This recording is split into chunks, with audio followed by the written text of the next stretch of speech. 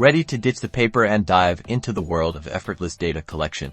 First, head over to Google Forms. You can get there by searching Google Forms or by finding it in your Google Apps menu. Make sure you are logged into your Google account. Once you're in, you can start from scratch with a blank form or pick a pre-designed template for things like event registrations, quizzes, or contact information. For this tutorial, let's start with a blank form by clicking on the plus sign.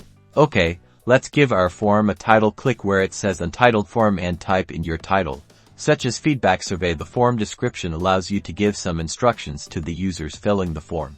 Now, let's add our first question. Click on the Entitled question box. Type in your question, for example, what is your name?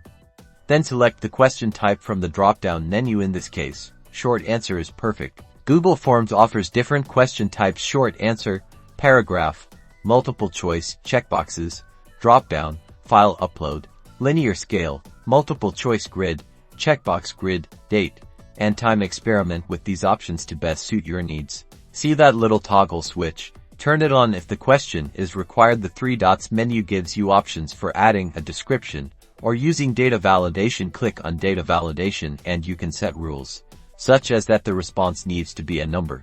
To add another question, click the plus button on the right-hand side. You can also import questions from other forms, add titles and descriptions, insert images or videos, and add sections to break up long forms. Use the add section icon if you want to split your forms. Now, let's customize the look. Click the paint palette icon here. You can choose a header image, customize the theme color, background color, and font style.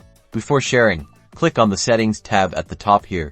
You can control things like whether to collect email addresses, limit responses to one per person, or turn your form into a quiz. Once you're happy with your form, click the Send button. You can send it via email, share a link, or embed it on a website. Google Forms automatically collects and organizes the responses for you in a spreadsheet. Head to the Responses tab to view the responses in summary or in a spreadsheet.